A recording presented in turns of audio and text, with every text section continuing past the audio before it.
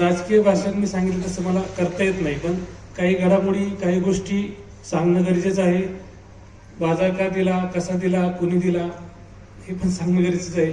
हे सहयोग करण्यासाठी हे सहयोगी तत्व हे काय हे अजून कुणालाच माहिती नाही. त्यासाठी हर्षवर्धन पाटलांनी 2-3 महिने अभ्यास करून त्यांचे सीए आमचे सीए अशा जवळजवळ 3 महिने परिश्रम केल्यानंतर ते कधी देवेंद्रजीला भेटले, त्यांना कधी सांगितलं, तर नंतर मला काय निरोप आला हे आता ह्या सगळ्या सांगायची गरज नाही, पण ते पण भाषणात सांगते. म्हणजे पक्ष कोणता आहे काय हा माझा विषय नाही साहेब, मला जे अनुभव आला ते मी सांगणार आहे. मी त्यांना म्हणून मला नको कारखाना साहेब, हे कोण डोक्याला ताप माझ्या.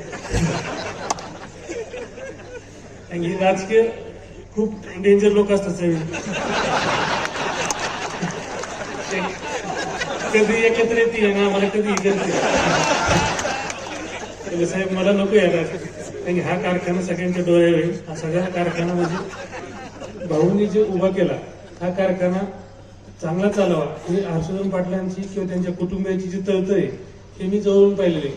त्यांचे त्याविषयी परिश्रम मी घेतला. मी घेण्यासाठी फार गोष्टी असतात साहेब. मी कारखाना चालवणं ठीक आहे, हा उभा केला, डिस्टरी उभा केली, 10,000चा कारखाना आहे, कोजन आहे, एवढी सर्व मालमत्ता उभं करणं हे चालवणं इतकं वर्ष ही सगळ्यात मोठी गोष्ट आहे.